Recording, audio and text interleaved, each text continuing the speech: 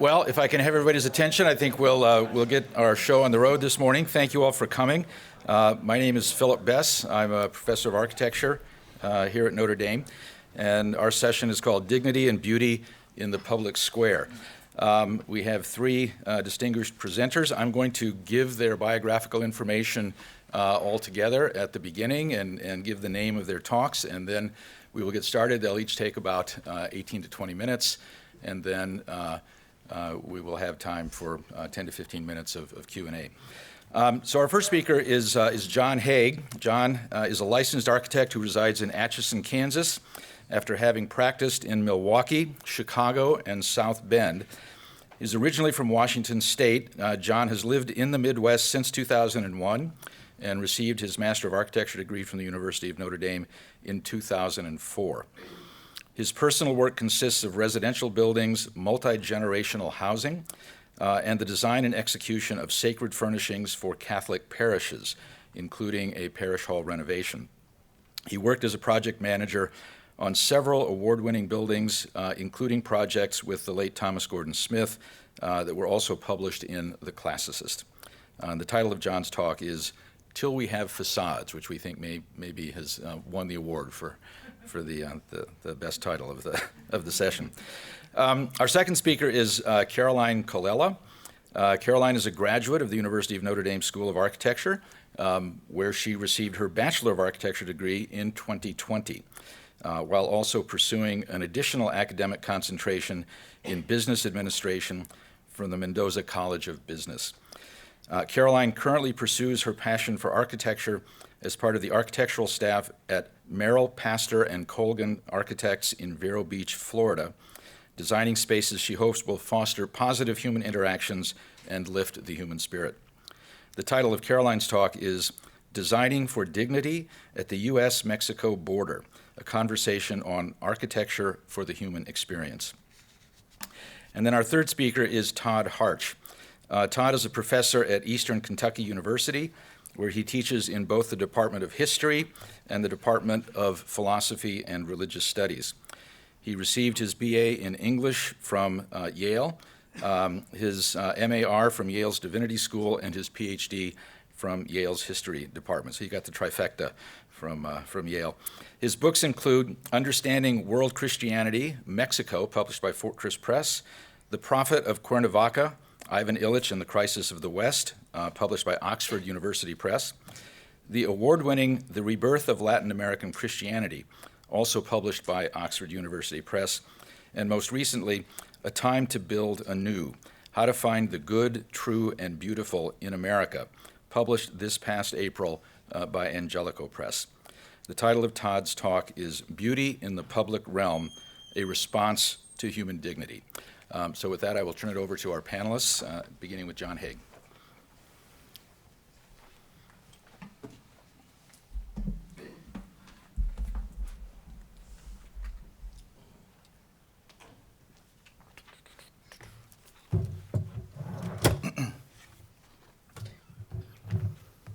Good. Thank you very much. Good morning. We're going to begin with this image. It's a quiz. Where is it? When was it? Is it architecture? Is it building? Let's fill in some of those answers. The basilica is that of San Petronio in the Archdiocese of Bologna, Italy, in the north of Italy. Obviously unfinished. Or can we say that? 1390 was the last time it had some real activity on its facade. So with the topic Till We Have Facades, this talk is going to delve into the relationship of soul and body, the material and the spiritual. But we're trying to tether this to the faces of buildings, which often when you refer to something as a facade, it usually comes with a negative connotation. It's all just a facade. It's just a put-on. Maybe it's a mask. Maybe the real building is the brown brick versus what's beginning down there at the doorways of the Triumphal Arch. Or is the brown brick the material expression of housing the function, both material and transcendent function of this building? And is this the desire of the building's soul beginning to grow up from its base course and clothe it in something that is both of this world and of another world?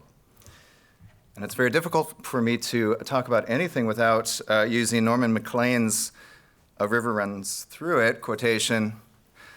All there is to thinking is seeing something noticeable. Look at the top of the image, which makes you see something you weren't noticing.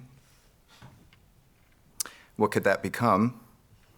Which makes you see something that isn't even visible, which is what that complicated bit at the bottom is starting to lead us into. So we tend to see faces even where there aren't any, a cloud pattern, a rock formation, indicating that our brains are hardwired in the function of identifying and naming through symbolism or iconography. The practice of traditional architecture responds to this basic human need by presenting on the principal walls of major buildings, as well as on city gates and monuments, metaphorical facades. Facades that might be deemed fake, but we'll leave that for a little bit later in the presentation.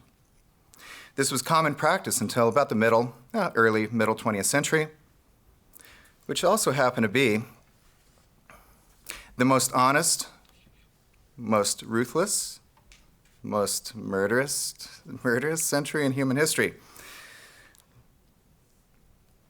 And what we are left with after that century, and I'll show you some of the buildings, even up to recent times, with major buildings around the world with mute walls, faceless walls, starkly realizing the ancient desire from Genesis 11:4, let's build a city and a tower whose top may reach unto heaven, and let us make us a name, lest we be scattered abroad upon the face of the whole earth.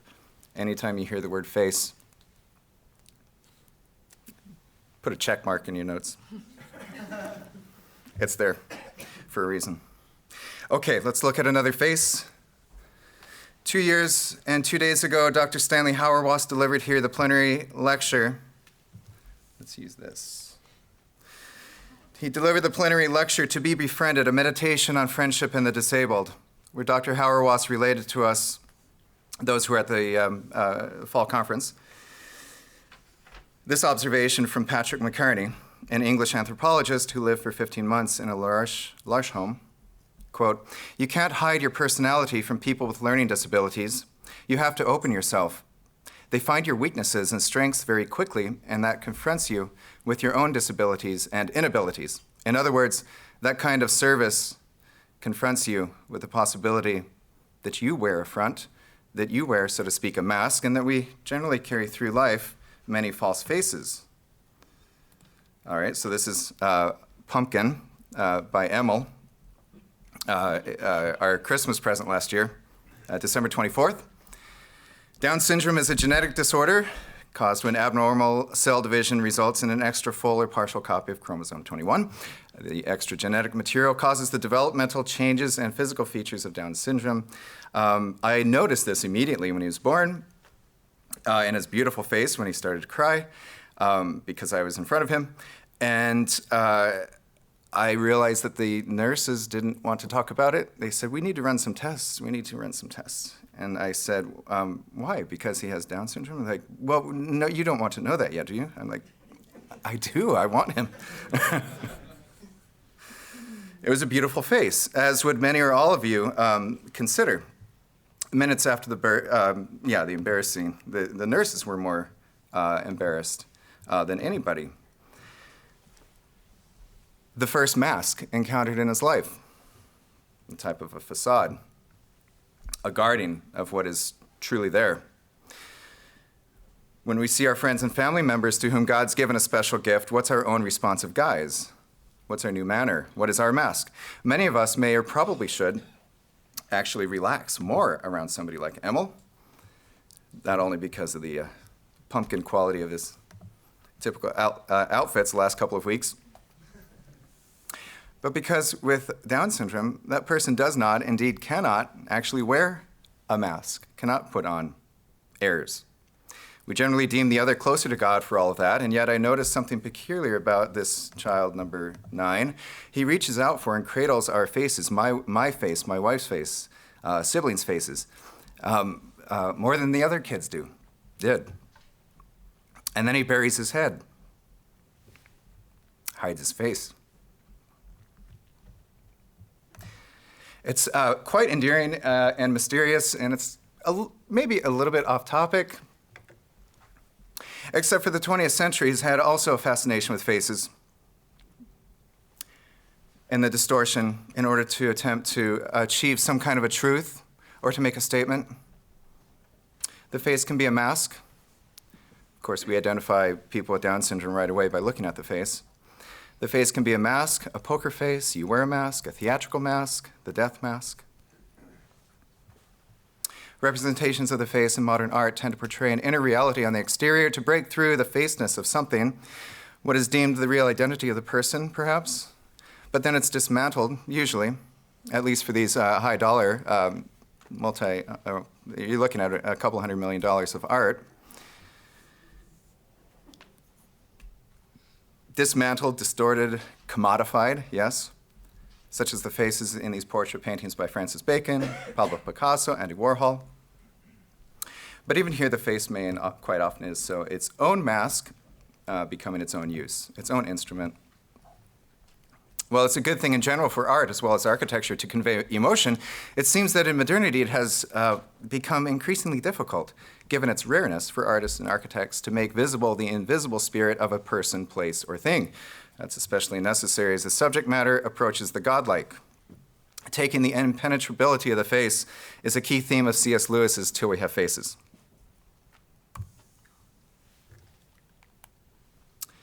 An image by John Singer Sargent of Cupid and Psyche in a gorgeous architectural frame. Obviously, that's why I picked it. In this modern retelling of the Greek myth of Cupid and Psyche, Lewis articulates the differences between cultic paganism and the Christian view of man's spiritual journey. The story is narrated by an old woman named Ariel, the Queen of Glome, an imaginary ancient kingdom in the Middle East. Ariel is born with an unlovely face. So ugly is she, in fact, that for most of her life, she hides her face behind a veil. Her younger half-sister, Psyche, is so beautiful and good that the common folks of Glome begin to reverence her as a goddess. Ariel loves Psyche very much, but becomes increasingly jealous of her beauty. Within the tale is a dialogue between the classical pagan worldview and the cultic, or even archaic. The classical pagan is represented by the girl's Greek tutor, the fox, who is a slave and a philosopher. He is reasonable, he is rational, he is the enlightenment in the story. The cultic worldview is represented by the high priest of the religion of Glome, who serves a faceless, primitive idol named Ungit. When the kingdom is endangered by famine and threatening armies, Ungit needs human blood as a sacrifice, and the priest tells the king it must be his daughter Psyche, the closest thing in the kingdom to a goddess. Ariel is present when the priest says that the brute who will do the consuming of the blood sacrifice is the mound form Ungit. The priest says that the brute both loves and devours. The loving and devouring are all the same thing. So then the fox, the Greek philosopher, says, this is all nonsense. Don't you see the contradictions of loving and devouring? But then the priest turns back on the fox and says, you don't hold back threatening armies. You don't bring rain. You don't grow corn. You're merely a servant. You don't even die in battle out of boldness or courage. The priest places are the holy places, the dark places, we're told. Dark places like wombs hold life and strength, not knowledge and words. We read that the holy wisdom is not clear and thin like water, but thick and dark like blood. Stepping back from the text, there's an implicit offering by the author Lewis to meditate on seeing ourselves as human beings that have both sides of these characteristics or spiritual impulses. And we wrestle with those, don't we? In response to the loss of Psyche, her sister, to the brute in sacrifice, Ariel lashes out in anger and questions the gods. Why must religion be mysterious? Why must holy places be dark? Why would something good hide in the darkness? Why did Psyche's husband, god Eros, or Cupid, forbid Psyche to see his face? If you were God and you were pure love and your deepest intention was for everyone to share your goodness and your joy, why not shine a light all over the world? Why not let them see your face? Why not let them see you face their faces with a brilliant miracle? Why all this mystery? Why all this suffering? Oriel determines that the God about whom Psyche speaks as her rescuer, because they've met up later after the supposed sacrifice in person, Oriel rationalizes with the philosopher the fox that this nightly hidden lover of Psyche's who's been taking care of her out in the wilderness must be a human, a bandit who rescued Psyche from her chains on the tree. Under threat of sororicide, followed by suicide by Oriel, Psyche agrees to uncover the true nature of Eros with a lamp and a knife to end it all. And that's the image you're seeing. Well, no, you're not seeing that exactly. You're seeing that after in most of the typical representations in paintings where Psyche enters the bedroom at night with a knife and a lamp in order to shine a light on this bandit and to murder him. But what she finds out is that he is the most beautiful thing that she's ever seen. But just at that moment, getting that glimpse, she loses him, is punished, cast out from that point, and only will regain his companionship through a series of tests and merciful judgment by the end of the book. By the end of the book, Oriel has been living a good life, but a depressed life, an aspiritual, a material life, a wise life nonetheless. She sees in her old wrinkled stone surface of the unget, the holy stone in the temple, her own wrinkled face. Unget is the answer to why all holy places must be dark places. In pre-Christianity, before the incarnation, we were not prepared to see our faces, in the gods or of the gods. Near the end of the story, when Oriel puts the gods on trial in a vision, she asks why we can't see the gods face to face. As she exhausts her repetitive complaints, as you heard above in that series of questions, she comes to the answer. When the time comes to you at which you will be forced at least to utter the speech which has lain at the center of your soul for years, which you have all that time, idiot-like, been saying over and over again, you'll not talk about joy of words, like the fox. I saw well why the gods do not speak to us openly, nor let us answer. Till that word can be dug out of us, why should they hear the babble that we think we mean? How can they meet us face to face till we have faces? Until then, we hide our faces, we mask our faces because we're afraid of the light. Why are we afraid of the light? A quick reminder here with Thomas Cole, a couple of Thomas Cole paintings from the 1820s, 1830s. It is important not to forget our beginnings and the baggage that we carry of a prelapsarian existence. There you see Eden on the left-hand side and the following painting in the cycle. They certainly have compositional symmetries. Sort of to answer, and you might be able to bring this up later, the answer the gods have in this situation is basically the answer to Job, where were you when I created the world? And then what did you do to it? Okay, that's the image on the right. But as you're cast out, it's not an unloving God, it's not a mechanistic God, it's a God that provides clothing, a God that provides tools. Upon the expulsion, we don't completely forget what we had. We haven't. Our stories show that. Our myths show that. Our former church facades show that.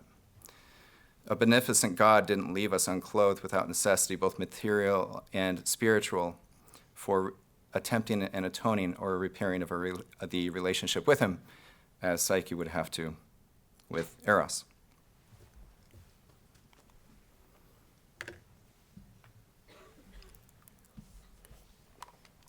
Oh, why did you have to go over Coco? Santa Maria Maddalena on the left, from the 1730s in Rome. Didn't have to go over Coco to prove this point. There is obviously two churches on the screen. The right-hand church is San Paolo Apostolo from 2009 in Foligno, Italy, called a symbol of rebirth after the Umbria. Yes, it is called a symbol of rebirth after the Umbria Marche earthquakes of 1997. We're told in modernist schools of architecture that space, lines, light, and sound, sometimes materiality, which just means the stuff you scrape your hands against, are the essential components of the experience of architecture, and that the most profound buildings capture these moments through thoughtfully orchestrated design. Quick side note about the fellow there on the left. The only criticism received from the hierarchy in the church by Cardinal Gianfranco Ravasi, the head of the Vatican's Pontifical Council for Culture, is that why must it resemble a museum instead of a place of worship? Okay, that's its own problem as well. Okay, back to Thomas Cole and our dreams of Arcadia. What are we trying to get back to in our faces, in our facades? Let's turn to St. Paul to establish a base for the second part, which is actually has to be the last quarter, on facades and the goal of recovering the name or definition of architecture from Romans 1:20. What can be known about God is manifest in them because God has shown it to them. Ever since the creation of the world, his eternal power and divine nature, invisible though they are, have been understood and seen through the things he has made.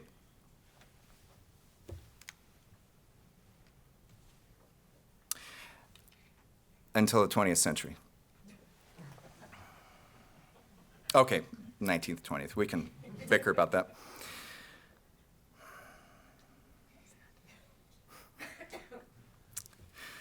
From Psalm 74, the redemption of a human being begins with the purification and redemption of matter and the blessing of the water in which one is baptized as the Lord works salvation in the midst of the earth. In the victory of Christ, the dark, formless abysses are filled with light, and the transformation of all creation is revealed. Behold, I make all things new. Send forth your Spirit, and they shall be created, and you shall renew the face of the earth. And our response recently has been blobitecture. If the devil had his way, it is said, the earth and everything on it would return to a formless void. Perhaps that's occurring in these popular formless, faceless architectures, fondly referred to, well, by a number of nicknames, not necessarily blobby, but there's our self-styled bad boy, Tom Main, Rem Koolhaas. It doesn't matter which way these photographs go. It's not appreciably going to give you an answer to whether or not there's a face, nor even an entrance. Where does this come from? It comes from a 1920s, 23, 24, 25, 26, 27, multiple editions of Corbusier's Towards a New Architecture, in which some of the most notorious aspects are that a house is a machine for living in. Things are not revolutionized by making revolutions. The real revolution lies in the solution of existing problems. He tells us we don't need facades. The facade should be floating. We should use the concrete in order to create a free-flowing wrapper, like sort of a MacBook Pro container to live in. Yeah, the Cotswolds disagree. Taormina disagrees that modern life demands and is waiting for a new kind of plan, both for the house and the city. A couple of towns in England would disagree that our world, like a charnel house, is strewn with the detritus of dead epochs. These are quotations from that book of Le Corbusier. And then here's his answer: space and light and order. This in Detroit. Those are the things that men need just as much as they need bread or a place to sleep. Okay, some other lovelies. We're going to move through these. Okay, let's go to the last slide. Is that really 2 minutes? Or are we beyond that? Yeah, it's actually time. Okay, let's get right to the final point. Stratford Caldecott, in Beauty for Truth's Sake, I highly recommend his section on architecture. I was going to read multiple pages from that because there was going to be, a half. No, I'm kidding. He quotes Jeremy Begbie, a professor of theology at Duke Divinity School. Is there not something in the notion of being cradled in God's created harmonia that is worth recovering? And there's our small church. It used to be a grand dame of Fifth Avenue, New York, pointing to the heavens, dressed in the soul, with a heavily, or not even heavily, a lightly delightful facade, saying none of this really should belong in New York City, should it? And then the rest of the 20th century grew up around it, trying to indicate that no, it doesn't belong here. But the whole time, what is the most elevated building, the most delightful building, the most animated and source of the soul? What is the building that represents psyche and eros? It's the shortest building now. The horizontality of the growth around it are still just large mounds. Thank you.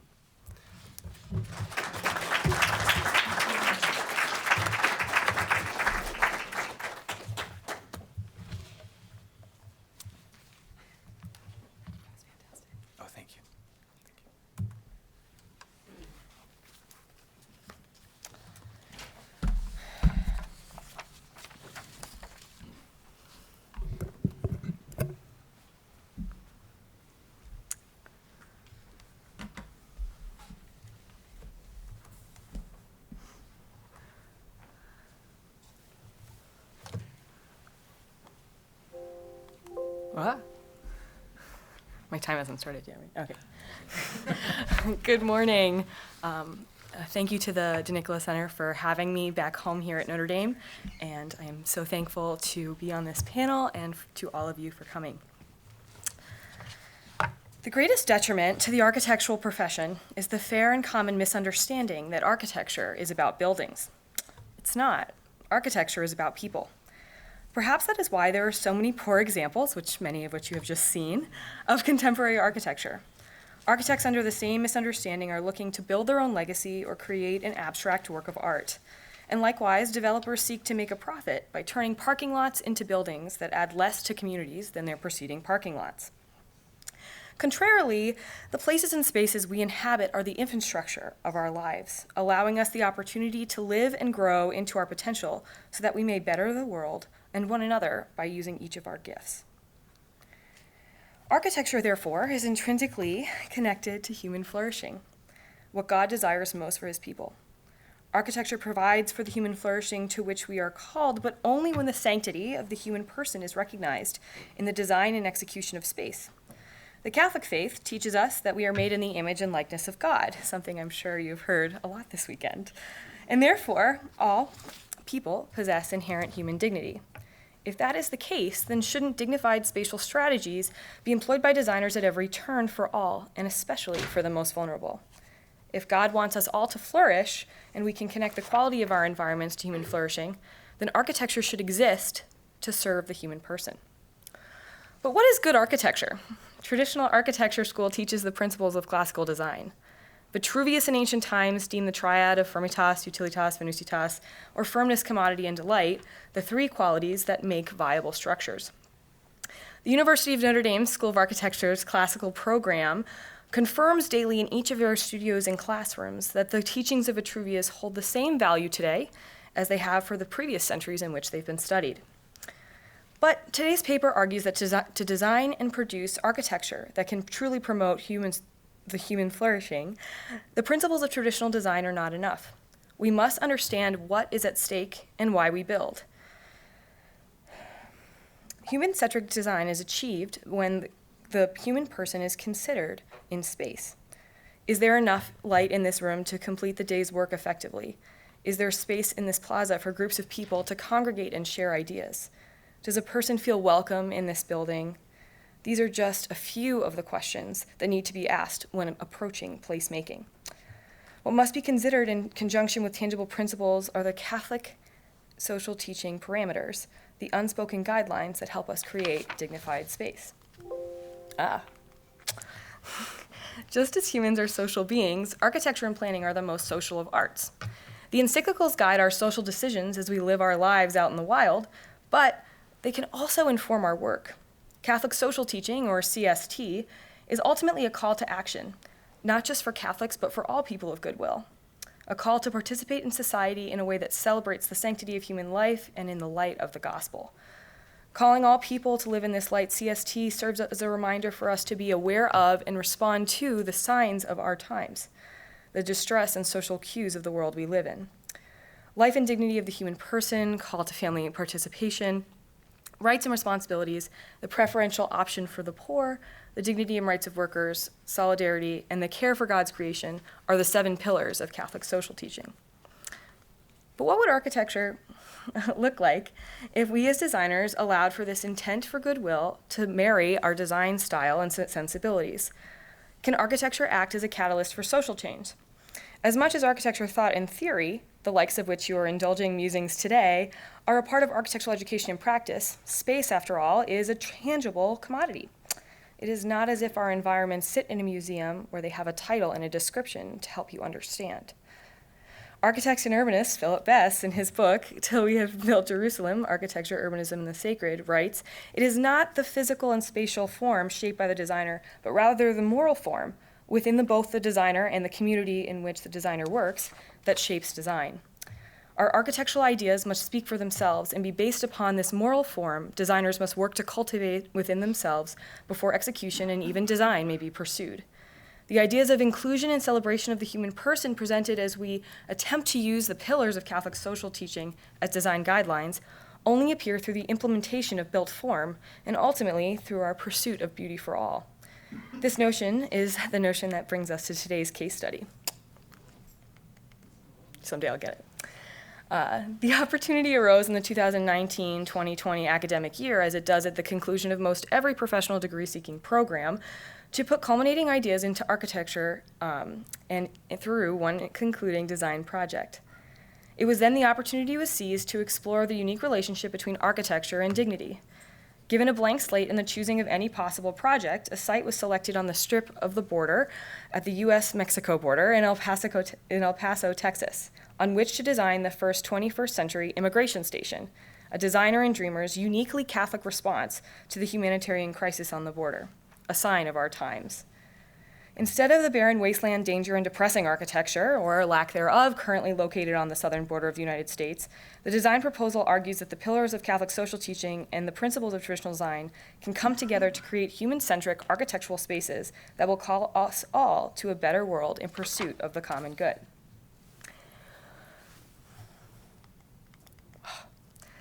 I'm going to leave my hand on that button. The design proposed is proposed for a site located about a 6-minute drive from downtown El Paso City and the UTEP campus. Just west, between the highway and the Rio Grande River and the chain-linked barbed wire fence marking the international border, there lies a 0.5 square mile plateau. Completely underdeveloped and abandoned, this island exists as if it's an island between two nations, a no man's land, though of course this design is uniquely American and located on the north side of the border as such. The outskirts of Juarez, Mexico, a city known for its brutality, sit below the plateau in elevation, and El Paso rises to the north. While the prompt for this project was completely open-ended and any site could have been selected, this piece of undeveloped land was selected for its island-like qualities and its location in West Texas. At this particular location, the mountain ranges that flank both sides of the international border. And yet, knowing the dangers of Juarez and the physical toll choosing to travel through mountain ranges might take on the last leg of their journey to America, migrants travel this route anyway to avoid the inner-city dangers that present themselves by waiting in Juarez. In researching the site on the ground in El Paso, the inspiring story of courage and the strength of the human spirit paralleled the history of the golden age of immigration in our nation and the toils of the journey to New York Harbor after months on a ship. Those immigrants needed Ellis Island in all its glory as a sign of hope, and today's immigrants need just the same. The design proposal itself is twofold, consisting of planning and architectural components. The Immigration Station Processing Center serves as the architectural centerpiece for the project, and the prompt called for its complete architectural design, to graduate. But in working to develop a human-centric architectural solution rooted in the Church's teachings on migration, made visible to us in the pastoral letter, Strangers No Longer, and the encyclicals on the spiritual care of the migrant, and Pace and Terrace, it was quickly realized that the processing center itself was never going to be enough to serve the needs of the situation at the border. Though not designed in totality due to the time restraints of the academic semester, the station is a part of a larger complex, a formally planned campus that was designed to serve both migrants being received into the United States and the community receiving them, to be developed in further stages of multiple times of design.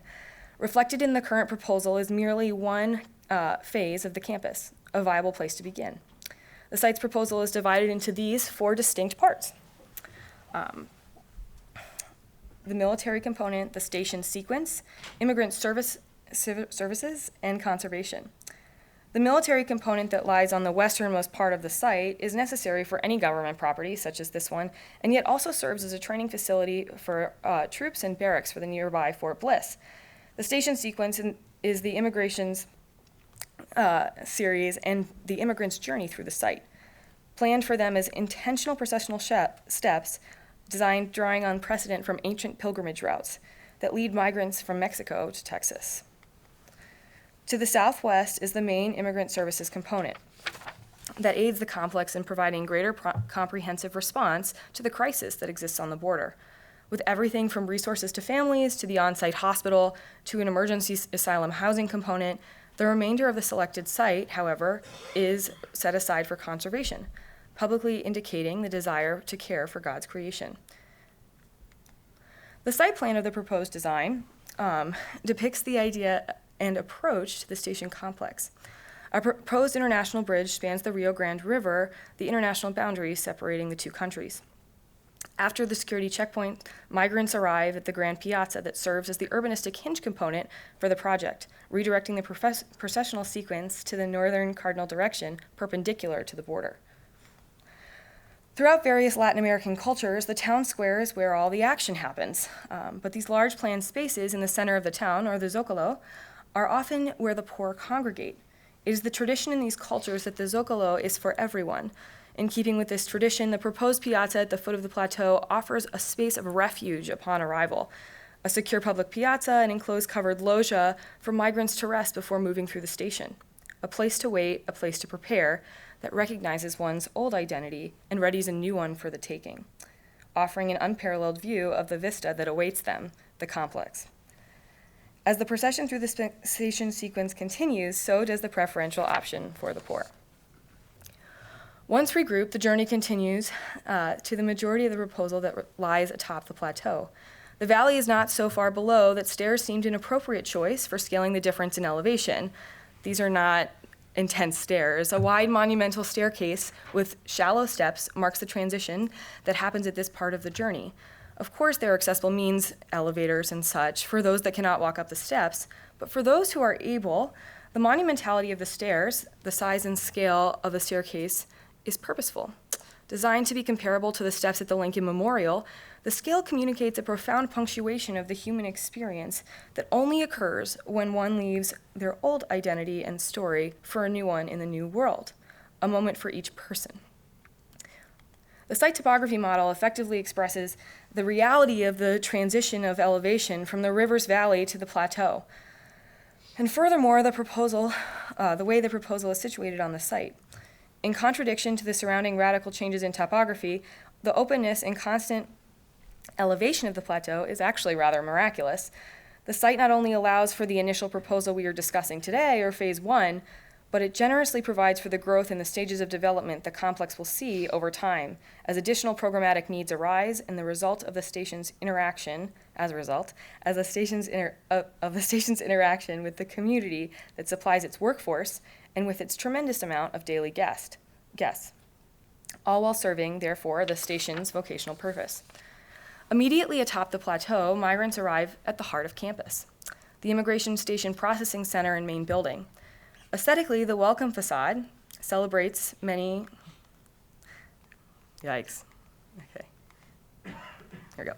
many different building traditions.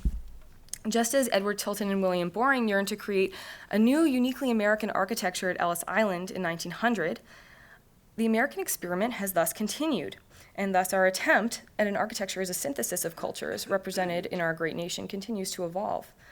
An aesthetic call to community and participation, the exterior of the main building aims to evoke a feeling of home, representation of culture, and significance of place.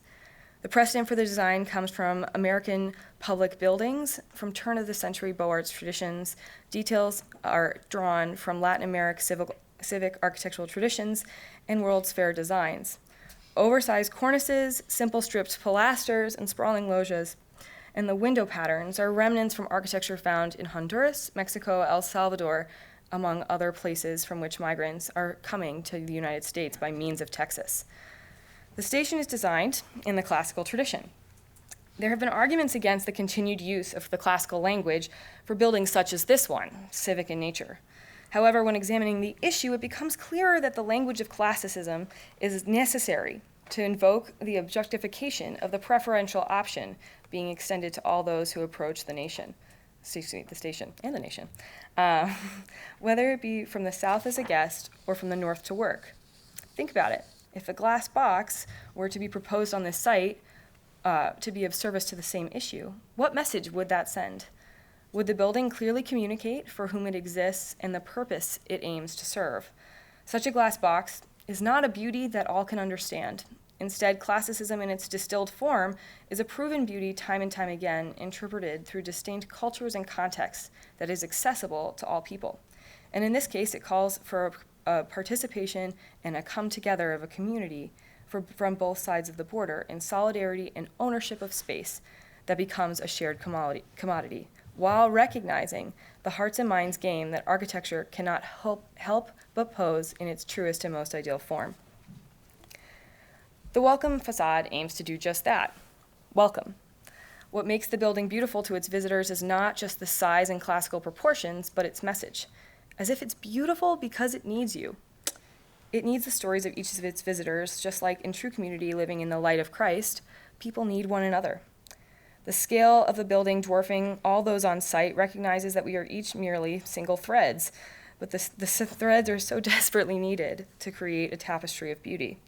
In this way, the proposal allows the built environment to be a reflection of who we are and a testament to what we aim to be, the thesis which this project defends.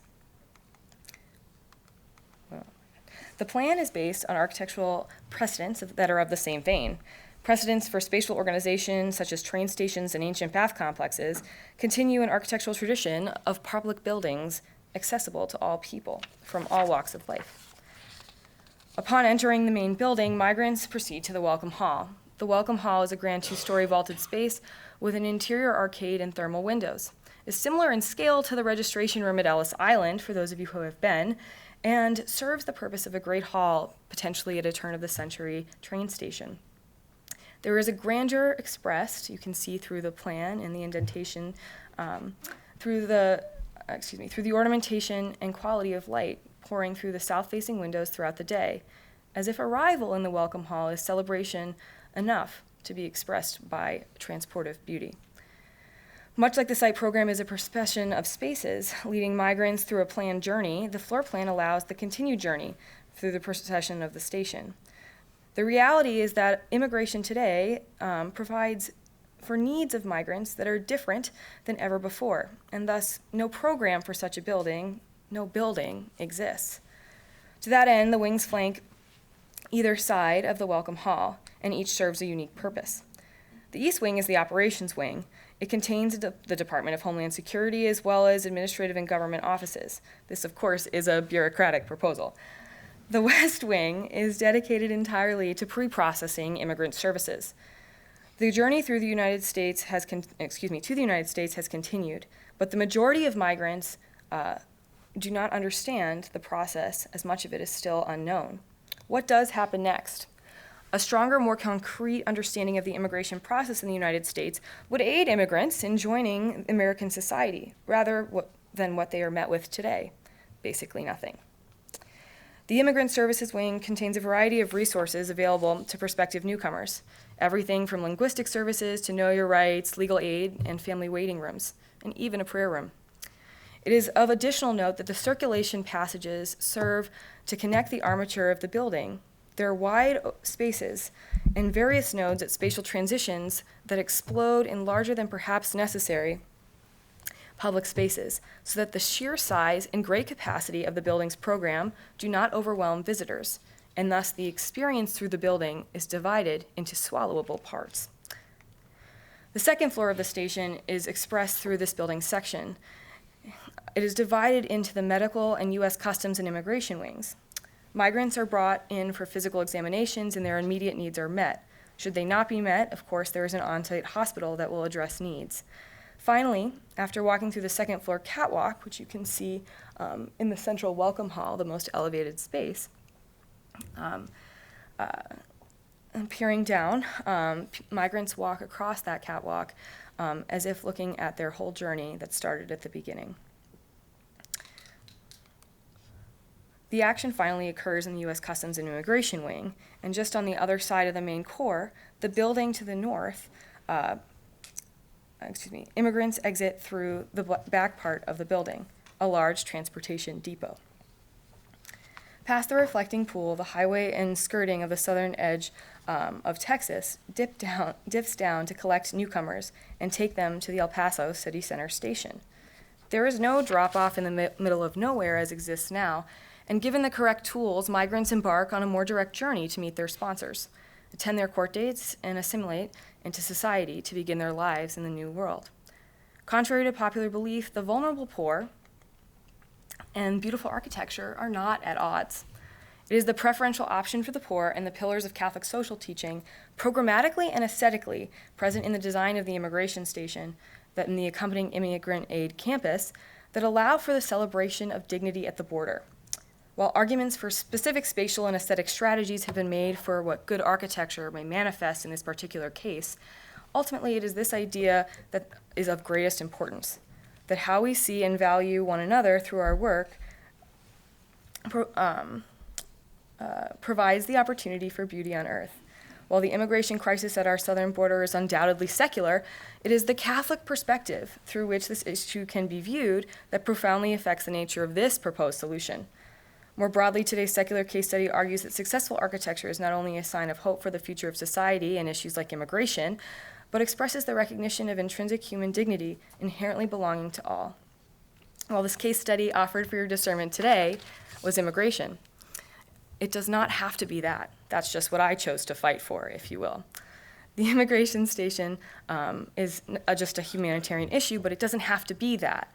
All architectural and spatial projects, a range you can imagine, offer the opportunity to enrich the lives of people and provide for the human flourishing God desires for us through the design for the human experiment and experience. As designers, the call to commit to a life of placemaking that recognizes the dignity of all people. May architecture be employed as a tool for the promotion of human dignity, and if this intent can be exercised successfully, by doing so, we will create a more beautiful world, and in pursuing beauty, we will pursue Christ. Thank you.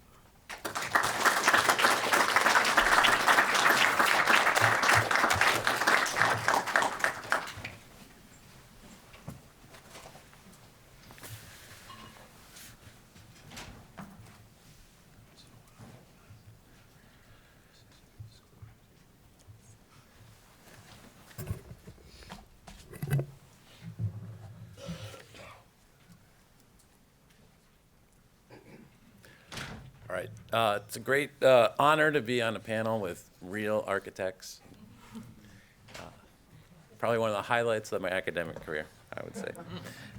So this paper has two parts. I'm going to provide an argument, and then I'm going to provide some examples from my own campus, Eastern Kentucky University, of the good, the bad, and the ugly. Okay, so the basic argument is simple. The public realm should reflect and honor human dignity. Beauty reflects and honors human dignity, and then it should follow that the public realm should be beautiful. So I'm going to work through each one of those ideas, probably not in as much detail as could be done, but so I have time to show the slides, which is much more fun. So by the public realm, I mean parks, plazas, schools, churches, museums, the downtown or main street area of a city, and other areas and buildings where people gather for civic and religious purposes. These civic and religious areas have a special role as places that exist for the common good, not just for private goods. The public realm is specially devoted to the first things, that is, to social virtues of justice, solidarity, and religion for the whole human community. Since human beings have great dignity, being rational creatures made in the image of God, the public realm, where human beings come together to pursue their higher purposes, fittingly reflects and honors human dignity. It would not be consonant with human dignity to have a public realm that suggested that human beings are brutes or automatons, or that suggested that human beings are or should be irrational. In the same way, it would not be consonant with human dignity to have a public realm that fostered vice or encouraged actions or attitudes that would undermine solidarity and the common good. Instead, the public realm has a special duty to speak truly of the human person and to encourage the virtues of which human beings are capable. A public realm that encourages laziness, foolishness, and despair would be a failure, since it would be working against itself. A public realm that encourages responsibility, wisdom, prudence, and hope would be a success, because the built environment would reflect the deeper values of human community. Now, my left-wing professors in graduate school taught me that states state. meaning that governments have certain commitments that they signal through their words and actions, and they were primarily seeing that as something that, the capitalist regime did. But they were right. States do state.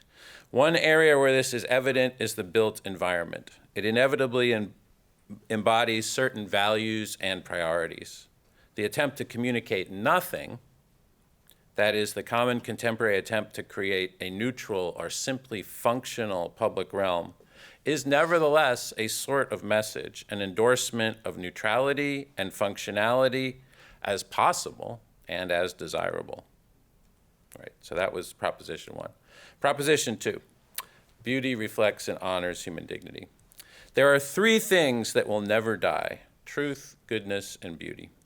As Peter Kraft explains, you can read on the screen, these are the 3 things we all need and need absolutely and know we need absolutely. Our minds want not only some truth and some falsehood, but all truth without limit. Our wills want not only some good and some evil, but all good without limit. Our desires, imaginations, feelings, or hearts want not just some beauty and some ugliness, but all beauty without limit. For these are the only 3 things that we will never get bored with and never will, that we never get bored with, never will, because they are 3 attributes of God and therefore of all God's creation. In a similar vein, the poet-philosopher James Matthew Wilson argues that the 2 great lessons of classical and Christian thought are that reality is ordered to beauty and that human dignity specifically consists in our capacity to perceive and contemplate that splendorous order. As rational creatures, human beings have the godlike ability to know the truth, to do the good, and to let beauty shine. As Wilson says, when truth presents itself to the mind's eye, it does so as beauty. Okay. Beauty, therefore, is not a waste or an extravagance. It is deeply reflective of reality itself and of human nature in particular. Beauty inspires human beings to be their best selves. It honors their higher natures. So, if you've accepted what I've presented so far, it shouldn't be too big of a jump to accept that 3rd proposition, that the public realm should be beautiful. Still, I'll say a little bit more about that. At the heart of our cultural malaise is modernity's insistence that reality is simply neutral, rather than full of truth, goodness, and beauty.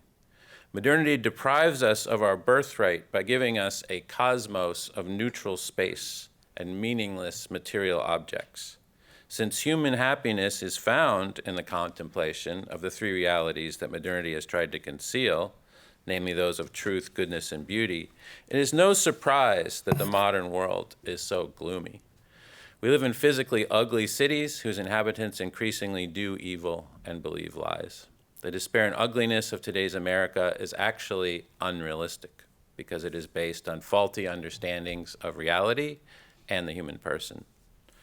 The implausibility of the last statement to the vast majority of contemporary Americans highlights both the massive mystification successfully perpetrated by modernity.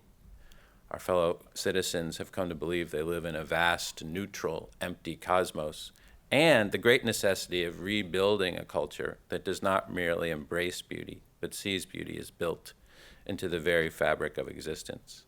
Thus, in the specific context of this conference on human dignity, beauty, and specifically the beauty of the public realm, is a helpful corollary to issues such as human rights, legal definitions of personhood, and other more obviously political issues. It's worth emphasizing that beauty is a social and even political issue, because the public realm is for everyone and shapes everyone.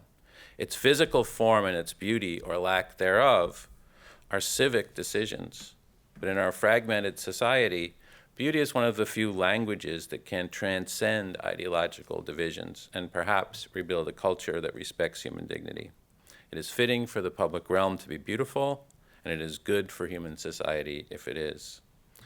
I'm going to skip over part of my paper just in a to save some time, but I have a section on the city of Charleston and Mayor Joe Riley, and the longer version is in my most recent book, if you're interested. And my basic point is that this is a city that reflects and embodies what I've just been talking about, and that that mayor, Joe Riley, was mayor of the city for 40 years, believes basically what I was just saying, and has many good examples of that in his interviews and in the physical built environment of Charleston.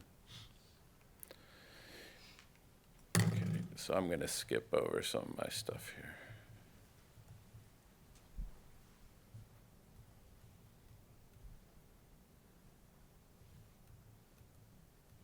Because I want to make sure I show you pictures. That's more fun. Well, here's a good quote from Joe Riley. Every human being needs beauty, and every human being might see it differently, but they need it, and then they come together and experience it. And the beauty can be in the beauty of a park, it can be in the beauty of a building, it can be in the beauty of a choir. When they're experiencing that together, it's just so much more reinforced. We're sharing this, we share the moment. Right. And then, and I can't, one more example from Joe Riley. So after he'd really helped the city build a beautiful waterfront park, he noticed that when he went there, he would often see this same older man. He was a poor shoe shiner. And so Joe Riley just went up to the man and started talking and said, I saw you in the park the other morning. And he said, yeah, Joe. I said, do you go often? And he said, I go every morning. And I said, why? And he said, because it's so beautiful. Riley reflects on this incident, that so often we tend to think of beauty in the arts erroneously as something that the more educated we are, the more apt we are to appreciate them. But it's not the case. The incident has stayed with him ever since. He says, that just reinforced me in all my work since then. It highlighted for him the importance of the arts, a good urban design, insisting on beauty, great public spaces, and more. Providing these things is not frivolous, but rather a gift to every citizen in every walk of life, everyone. So my basic point is this: to offer people beauty is to take them seriously. Of course they need food and shelter, but so do animals. Beauty acknowledges our higher nature. All right, so now I'm going to take you to Eastern Kentucky University, and we'll look at a failed attempt. It is an attempt, though, and you at least have to honor that. And then we'll look at a mediocre effort and something better. So, the Begley Building. In the 1960s, Eastern's administrators had this brilliant idea, and it was that they could get the legislature to pay for two things at once. They would ask for money for a classroom building, but on one side of it would be the football stadium. So the Begley Building is actually our football stadium, right? And you can see that it does, in a modernist perspective, it has some striking lines, as they say. But think about this building and what it actually, here's some of the stats on it. Think about this building and what it actually is. One whole side of it is seating, so there's no windows. And the two sides are ramps that allow the spectators to get to those seats. And so there's only one side of the building that could have windows. And it has hardly any windows. And that's about, I don't know if you can see the scale, it's about 6 stories high. So there's only 2 of the 6 floors in that building that have any windows at all. So right off the bat, even if it was incredibly beautiful, it would be a bit of a failure. So that's what it looks like from the football side. And here's what it looks like from the other side. So it was, a very large building that was supposed to house 3 academic departments. It has something like, 60 classrooms and similar number of offices. And I'm not even going to show you the interior because you can imagine that it's dismal. So I'm just going to show you what should be, right, the highlight, or at least one of the highlights of a building is the entrance. So here's the entrance to the building, which was designed more to place like a box for ticket sales than to actually welcome students. And then you have to go through this tunnel. And that's the main entrance to the building. And you know how with brutalist architecture, it's sort of foreboding, you think it's gonna fall on your head? Well, in this case, that was probably true because you'll notice those beams holding up the thing you thought was gonna fall on your head, that clearly it was built in such a way that your foreboding was actually real. And then you'll notice the chain link fence. That's a new addition. And the dumpster, also a new addition. I don't know why they put up the chain link fence. Perhaps that really is dangerous and you shouldn't go over there. And you might think like I'm being unfair to this building, but it's so ugly, right, that the dumpster fits in. Right? If you had a beautiful building, you wouldn't think of just putting a dumpster by the front door. But with this one, I can guarantee you nobody's complained because it felt the same. So this is a building that doesn't honor the human person. It's not beautiful. It doesn't make you want to go to class. It doesn't want the professors want to go to work. Every single department that's in there has either left or wants to leave. The only one left, the reason they're left is because they're very low status. Like, that's just a sign, right? So that's a failure. It's not honoring to the human person. All right, here's something that's not as dishonoring, but I'd still call it a failure. And I won't spend too much time on this one.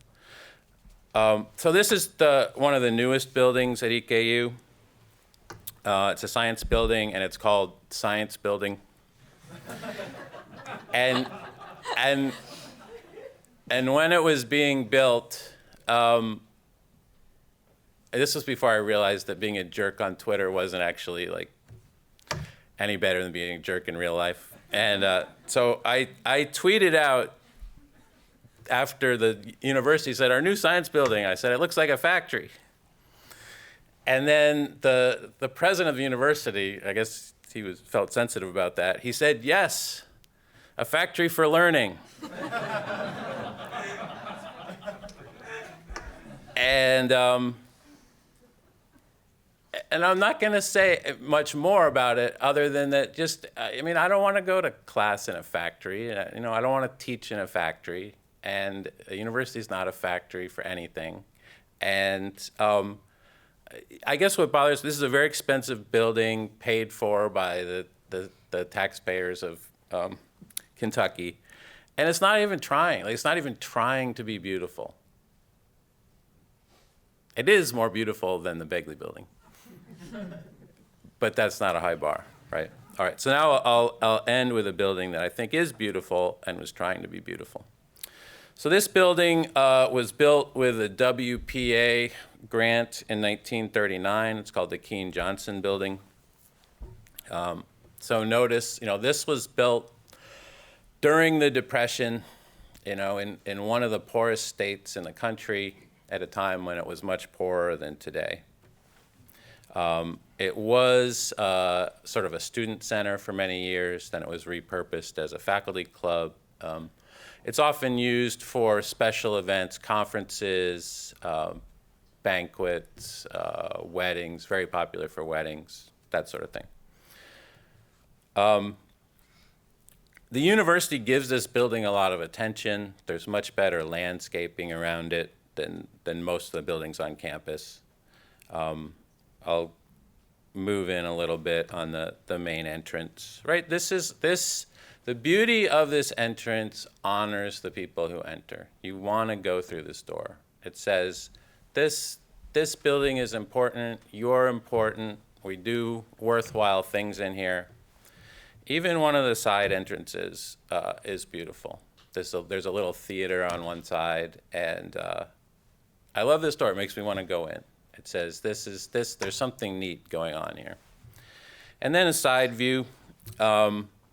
actually one of my favorite vistas on the whole campus. And you might say this is sort of unfair, this has been there for a while, so there's better landscaping. But I think a beautiful building lends itself, it calls for more. That if the building itself is good, then you want to honor it. You add more plants and walkways. And you wouldn't go to this trouble with the other two buildings, right? You wouldn't. All right, I'm almost out of time here. So I recently went to a wedding in the building, and these were fairly simple people from southern Kentucky. The parents of the bride and groom weren't college educated. They live in a trailer, right? But they were able to have a wedding in a beautiful space. And it wasn't, and the beauty didn't like overawe people. They felt at home. There was a lot of free time, and as you can tell in this picture, people were just hanging out. The groom is talking to the pastor on the steps, and kids are running around, and it's a building that serves people. And so beauty, sometimes we think beauty is like extra or frivolous. Beauty welcomes people, it honors them. I had a good line I want to end with. Make sure I can remember that. In other words, do you want a truly functional building? Build something beautiful that reflects the dignity of the human person. Thank you.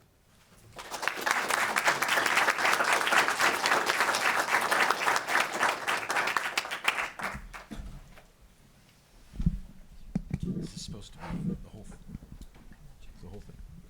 Testing.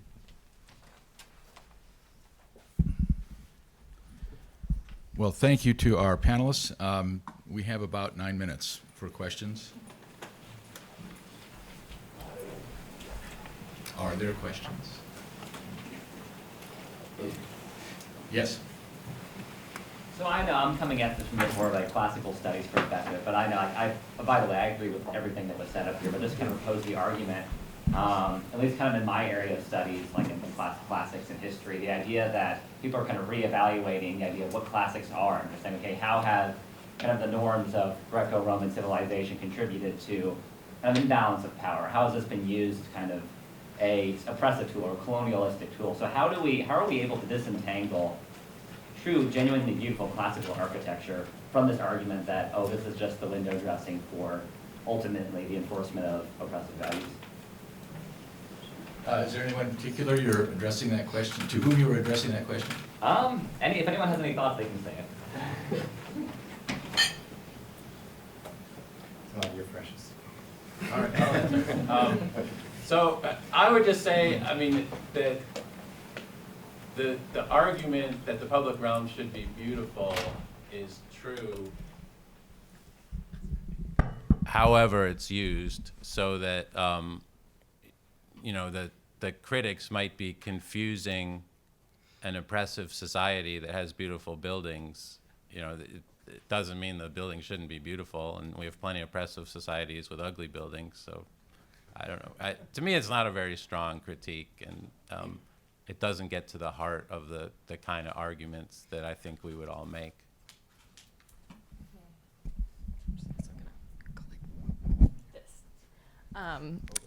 I attended a thesis like my own that I presented today when I was a freshman at Notre Dame, and in the review, a reviewer asked about the language of the building. It was the only contemporary modern building presented that day, and the student said, I couldn't design in the classical language because I believe it's the architecture of oppression. That had a tremendous impact on me as a classical convert coming to Notre Dame from Cornell. And I thought, how can I apply this to what I'm learning? Like, what is the argument for classicism? And I think that classicism and traditional building and traditional architecture are two things that come together to build an argument to be used, continue to be used today. And I think that because classicism is able to be translated in every different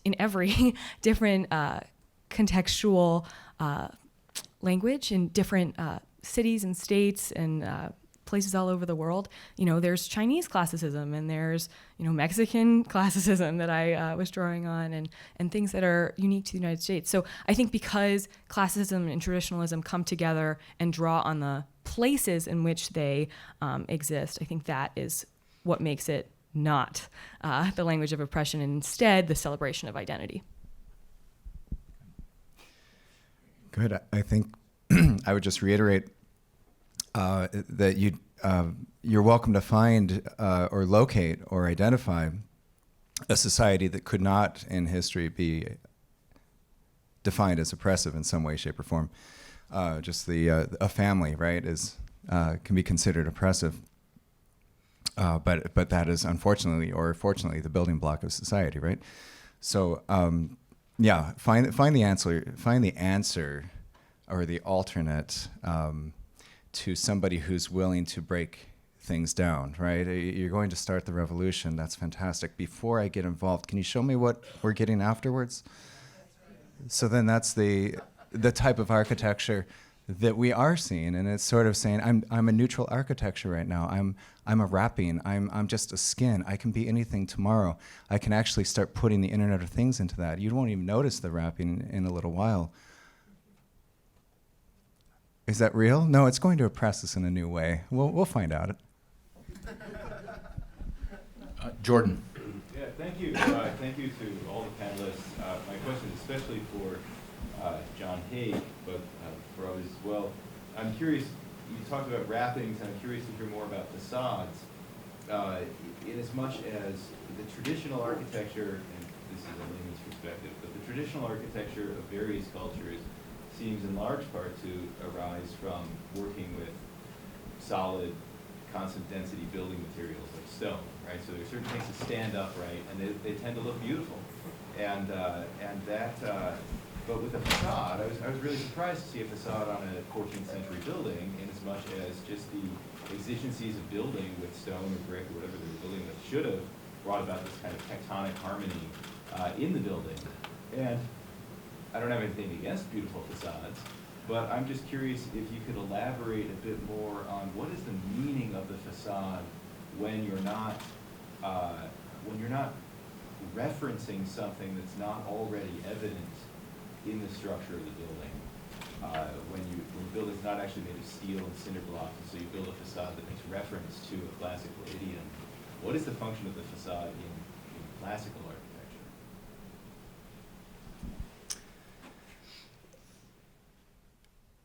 architecture? Dr. Wales, you're such a modernist. I'm kidding. The facade, it's the painting, it's the mosaic, it's the carved sculpture writ large on the face of a building. We don't go and stab the paintings in the art museum and say, look, it's two-dimensional, it's not real. But right, it's taking us into something. It's taking us into a new depth. The facade of a building is taking us into a new depth. It will celebrate to a certain degree that what might lie behind the series of rooms, the grandeur of the rooms, like the side door at the Keene Johnson building at Eastern Kentucky, that will invite you to come in. You know there's something behind that door. You want to go through that door. I agree. So the facade's job is to do that, is to present the desire not only for what is in this building, but also a notional, you're not going to get hit by a 2x4 when you walk through that, right? It's going to be maybe an altar, maybe it's going to be a festival, maybe it's going to be a wedding, right? So the facade will start to prepare you for that. It has to prepare you for that. It's sort of functional, but it's sort of functional on the transcendent level as well. And then the facade also has to be speaking out to the street. So just because we walk through a city of steel and concrete buildings, the myth is we have to be sort of brushing up and being poked by concrete and steel and glass. Okay. So the tectonic is there to a certain point, has been, and then it's up to the artist whether or not to use it and how much to use it. It's part of the game, and it's definitely a game. So we probably have time for one more question. There was a question, somebody had their hand up when Professor Wales did. Recall? Yes, ma'am. Yeah, it's a quick question. This is really fascinating to me as a physician. Would you mind standing? Thank you. Physician and bioethics person. Hey, Todd, how are you doing? My question is, I'm just fascinated about why, and this very much, I think, you mentioned brutalist architecture, which is incredibly popular, especially in biomedical buildings and others. And the statement that it seems to be trying to make, could you give a bit of a reflection on that? Because I'm just trying to understand, there's no beauty, doesn't seem to be any beauty to it, but architects love it, so just would like to hear that.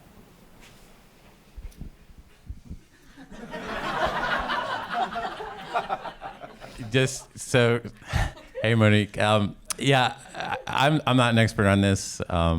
I'm a historian of religion, and so all I can say is that it seems to be overpowering, and it seems to make people feel small and insignificant. So I don't know why you would want to do that, but that seems to be what it does. So my colleagues here probably know what they're trying to do, but all I can tell you is what they do.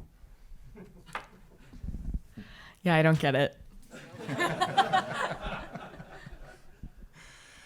Well, Stratford Caldecott says the problem with concrete is it's not something that's extruded out of the ground and taken from the outside and worked inward like wood or stone, but it's something that is put together and sort of molded and created inward out to the exterior in a series of moldings. I think what the attraction then is, it gives you that ultimate control, and you feel like you're pouring a liquid. It's like playing with silly putty or clay when you're little, so it's fun in that way. Not necessarily something to live in, though. Well, we're at the end of our time. I don't know. I'm new at this, so do you want to take one more? Or do we call it quits? Yeah. There was a hand back there. Yeah. Yes, thank you all. It was so beautiful to hear. This is a question particularly related to Caroline, but I'd be interested to hear everyone's thoughts. So Caroline, you said that architecture first and foremost is about people, not buildings. And I would be interested in hearing, as you went through the process of creating your design, if there were experiences of meeting people that informed your design. So beyond looking across the history or the structures across Latin America and incorporating those into your design, is there a place in architecture within your experience, but more broadly, for being on the ground and meeting people, maybe specifically the core, before creating a design for a public space? Thank you, Catherine. What a great question. So to complete this project, I actually was granted the opportunity by the School of Architecture first, and then the De Nicola Center for Ethics and Culture, perhaps how I got this gig today, to go on 2 different research trips in pursuit of my ideas and to see how I could possibly design for people. You can't design for people you haven't met or haven't seen their face or their facade, right? So I actually traveled to El Paso, where I had the opportunity to speak with migrants and different Catholic organizations there that would allow me to kind of understand the situation in that particular part of the border.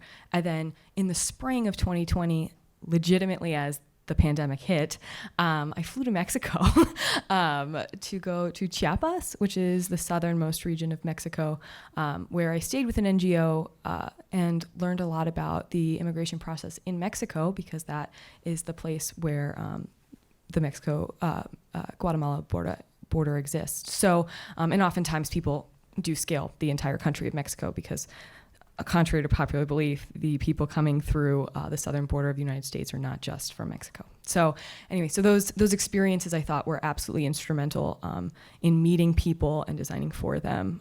And I'm grateful to know their stories and to have incorporated it into my sensibilities for this project.